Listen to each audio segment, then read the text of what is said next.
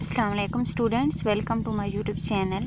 तो आज का जो हमारा टॉपिक है वो है आयनाइजेशन एनर्जी। हम इसको डिस्कस करेंगे कि आयनाइजेशन एनर्जी क्या चीज़ होती है, सक्सेसिव आयनाइजेशन एनर्जी क्या है और कौन कौन से फैक्टर हैं जो आयनाइजेशन एनर्जी पे असरअंदाज होते हैं। तो फर्स्ट ऑफ ऑल हम इसकी डेफिनेशन देख लेते हैं।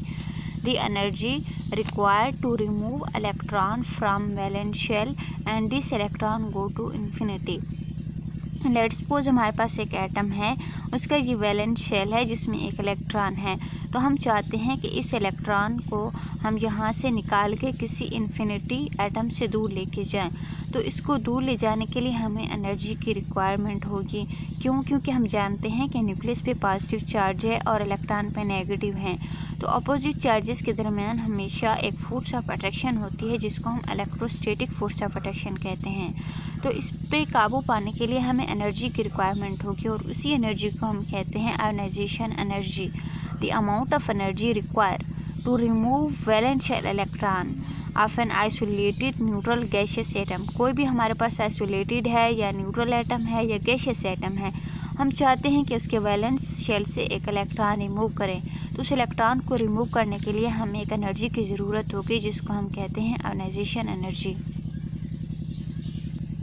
जो आयनाइजेशन एनर्जी ये हमें हमेशा रिक्वायर होती है, इसलिए ये एंडोथर्मिक प्रोसेस है। इसमें हमेशा एनर्जी क्या होती है, एब्जॉर्ब होती है।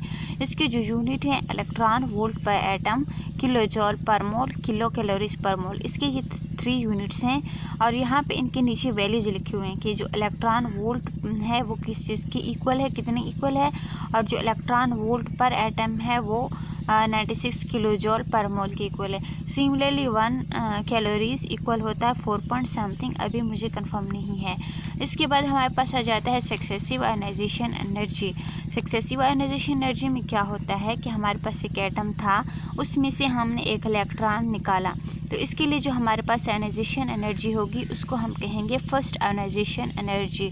अब उसी एटम में से कैटाइन में से हम चाहते हैं कि हम दूसरा इलेक्ट्रॉन रिमूव करें। तो दूसरा इलेक्ट्रॉन रिमूव करने के लिए हमें जो आयनाइजेशन एनर्जी रिक्वायर्ड होगी, जो एनर्जी रिक्वायर्ड होगी उसको हम कहते हैं सेकंड आयनाइजेशन एनर्जी। और एक ऐसा आयन है जिसमें ऑलरेडी 2 इलेक्ट्रॉन निकल चुके हैं, उस पर 2 पॉजिटिव चार्ज है और हम चाहते हैं कि उसमें से तीसरा इलेक्ट्रॉन निकालें। तो तीसरे इलेक्ट्रॉन को निकालने के लिए जो हमें एनर्जी रिक्वायर होगी उसको हम कहेंगे थर्ड आयनाइजेशन एनर्जी। तो एक चीज़ आप लोग हमेशा माइंड में रखिएगा कि हमारे पास जो ionization energy for same element के लिए जो होती है, वो जो थर्ड आयनाइजेशन एनर्जी है वो ज़्यादा होती है as compare to second, and second is greater as compare to first ionization energy. इसकी रीज़न क्या है कि जैसे इलेक्ट्रॉन रिमूव होते हैं हमारे पास, तो न्यूक्लियस का जो पॉजिटिव चार्ज है वो इंक्रीज़ हो जाता है एज़ कम्पेयर टू इलेक्ट्रॉन, और जब चार्ज इंक्रीज़ होगा तो वो ज़्यादा अट्रैक्ट करेगा इलेक्ट्रॉन को अपनी तरफ और ज़्यादा एनर्जी की रिक्वायरमेंट होगी और इलेक्ट्रॉन निकालना हमारे पास डिफ़िकल्ट हो जाएगा। अब हम चीज़ ये डिस्कस करते हैं कि वो कौन कौन से फैक्टर्स हैं जो असरअंदाज होते हैं, इफ़ेक्ट करते हैं आयनाइजेशन एनर्जी को। तो सबसे पहले हमारे पास आ जाता है एटॉमिक साइज़।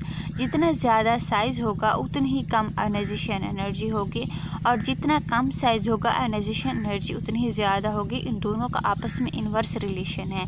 फिर हमारे पास आ जाता है न्यूक्लियर चार्ज। तो ज़ाहिर सी बात है न्यूक्लियर चार्ज जितना ज़्यादा होगा वो इलेक्ट्रॉन को उतना ही ज़्यादा अपनी तरफ अट्रैक्ट करके रखेगा और इलेक्ट्रॉन का रिमूवल उतना ही ज़्यादा हमारे लिए डिफ़िकल्ट हो जाएगा। जो थर्ड फैक्टर है हमारे पास वो है इलेक्ट्रॉनिक कन्फिग्रेशन।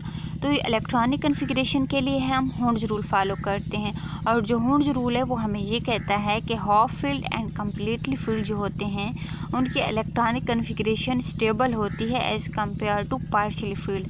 हाफ फील्ड में हमारे पास आ गया P3, D5, F7, and full field में हमारे पास आ गया P6, D10, F14। तो हाफ फील्ड और फुल फील्ड जो ऑर्बिटल होते हैं अब वो ज़्यादा स्टेबल होते हैं as compare to partially filled. फिर हमारे पास आ जाता है 4th नंबर पे पेनिट्रेशन इफ़ेक्ट। तो हम जानते हैं कि जो हमारे पास है एस सबशेल है वो क्या होता है, न्यूक्लियस के ज़्यादा करीब होता है, और जब वो न्यूक्लियस के ज़्यादा करीब होता है तो उसकी आयनाइजेशन एनर्जी उतनी ही ज़्यादा हाई होती है। और जो एफ सबशेल होता है वो ज़्यादा दूर होता है, वो ज़्यादा डिस्पर्स होता है और उसकी आयनाइजेशन एनर्जी कम होती है। हमारे पास 5 नंबर पे आ जाता है फैक्टर शील्डिंग इफ़ेक्ट। तो हम जानते हैं कि शील्डिंग इफ़ेक्ट क्या होता है। शील्डिंग इफ़ेक्ट जो इनर इलेक्ट्रॉन होते हैं वो आउटर इलेक्ट्रॉन को प्रोटेक्ट करते हैं, न्यूक्लियस के इफ़ेक्ट से आउटर इलेक्ट्रॉन को शील्ड करते हैं और न्यूक्लियस के इफ़ेक्ट को कम करते हैं। तो जितना ज़्यादा शील्डिंग इफ़ेक्ट होगा आयनाइजेशन एनर्जी उतनी ही कम होगी। मतलब जितना ज़्यादा शील्डिंग इफ़ेक्ट होगा हमारे पास जो न्यूक्लियस की जो मतलब अट्रैक्शन होगी वो आउटर इलेक्ट्रॉन पे उतनी ही कम होगी और उसके नतीजे में हमारे पास आयनाइजेशन एनर्जी हमें उतनी ही कम रिक्वायर होगी। तो आज की थी हमारी ये वीडियो। इंशाल्लाह नेक्स्ट वीडियो में हम डिस्कस करेंगे periodic trend of ionization energy.